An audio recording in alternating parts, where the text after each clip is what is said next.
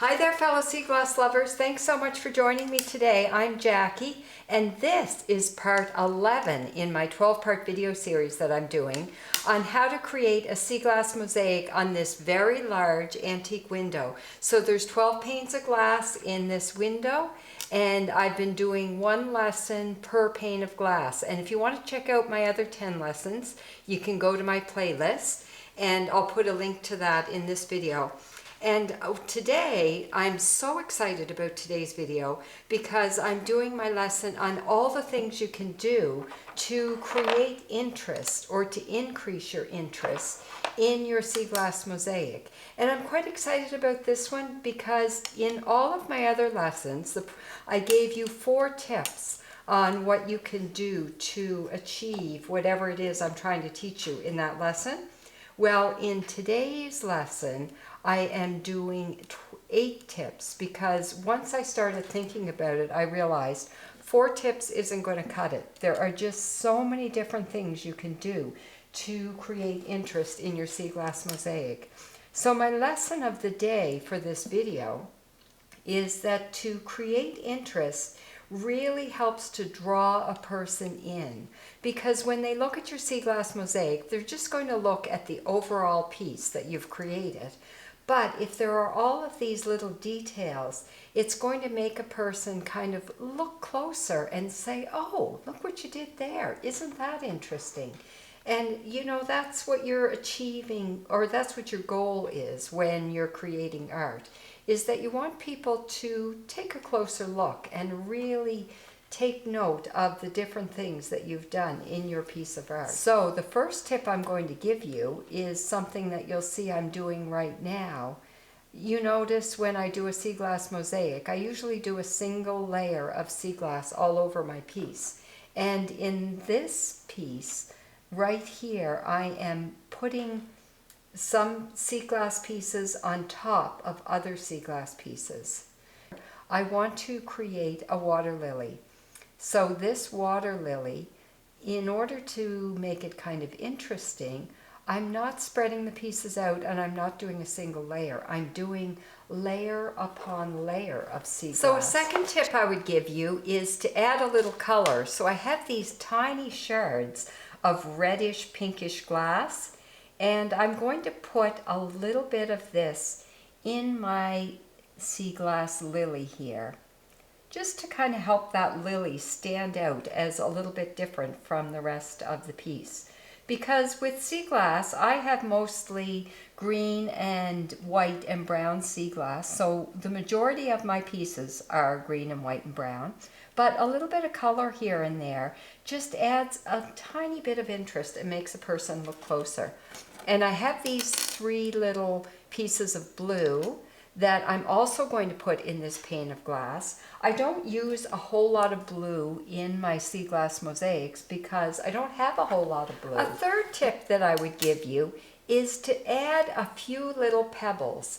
And what I like to do sometimes is to hide pebbles in my piece. So here I'm doing a blade of green grass, and I'm just going to add a few little greenish colored pebbles in my blade of grass.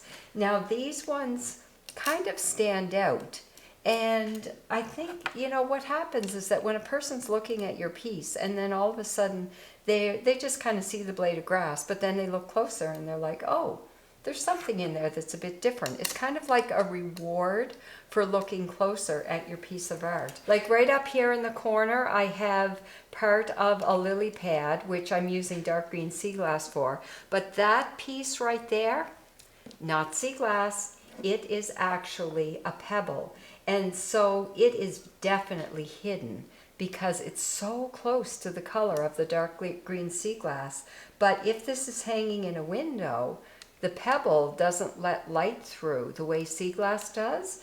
And if you look closely, you're going to notice, hey, what's different about that one little piece? And a fourth tip that I would give you is to add a few shells. So here I have these shells. I've put a few of them in the rest of my piece as well, so it's going to tie in with those other shells. but just having a few shells adds a bit of a different element. And I also I'm going to put this piece in here as well. That's a tiny little moon snail. So another way to create some interest is to stand some pieces on end. So I've done that in quite a few places where I'm creating stems. So I'll just take like a piece of sea glass that has a flat edge and put some glue along that flat edge and stand it on end. And it does create a little bit more depth and interest in your piece of sea glass. And I did that here. I have quite a large piece that I have put on end. I'll just show you here. It's a bit of a big piece. And I glued that there. Now once that sets, that can almost act as a little ledge. So I'm thinking after I fill in the background, I'm going to set something on this ledge. I'll glue it in place, but I'll set it there. Now a sixth tip that I would give you would be to include some really special pieces. Like if you look at this piece right here, that's quite a spectacular piece of sea glass. And a piece of sea glass on its own can look quite spectacular, but then when you put it in a great big mosaic, it tends to get lost. But still, having some of those really special pieces of sea glass is enough to make a person want to look closer and pick out some of the individual pieces that are quite special. Now this is an example of a really special piece. That is the bottle bottom, almost complete. A bit of it is broken off right here, but it's from a very small round, it's a small round bottom from a very small jar, and it's got some lettering and numbers on it. It's really quite interesting. So I'm going to put that one right there. So it's part of the base of my sea glass mosaic, but yet it's going to stand out a little bit on its own. And a seventh tip I would give you would be to create some flowers. Now this isn't a flowery piece, so it's only in this pane of glass that I'm going to create some flowers. So I decided to use those 3 pieces of blue as flower centers. And I'm making a white one right here. And here there's going to be a green one. Well, there is a green one right there, and then a brown one right there. So once you get your space all filled in, you want to stand back and take a look at it and say, where can I add a few more details? So I look at this and I see this ledge here with the white piece of sea glass behind it, and I want to add a shell right there. Just adds a little bit of detail.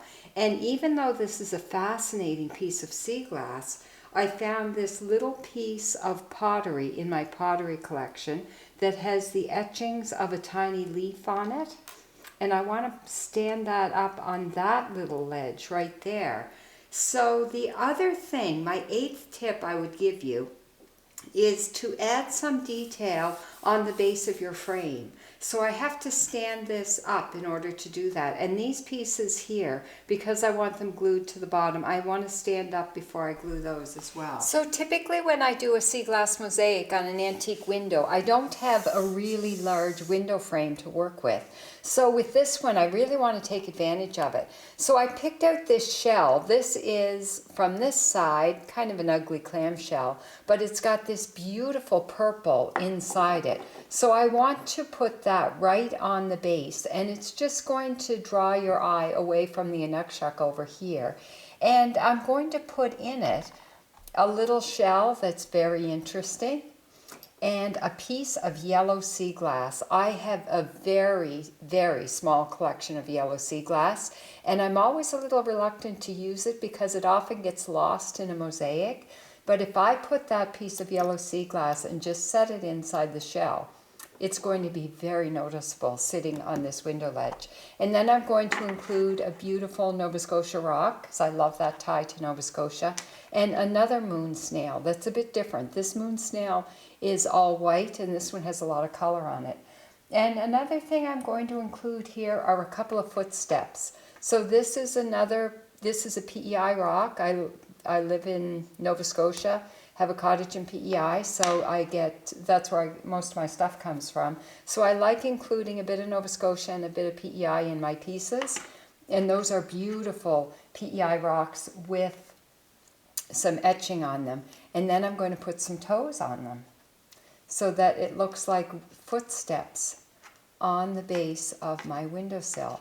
I don't know about you, but I often will have stuff sitting on my windowsills at home when I come up from the beach and there's something that I found that I particularly like, I'll often set it on the windowsill and look at it. So with those tips on how to create interest in your sea glass piece, I really hope it's given you some ideas about all the other possibilities that there are for adding some interest into your sea glass mosaic. Just go through your collection of stuff and add whatever you want. There's no limit to how you can add some interest.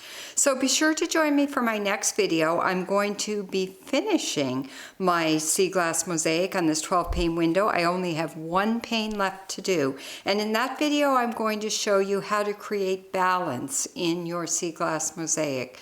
So until next time, I hope you make it out to the beach, and happy sea glass hunting.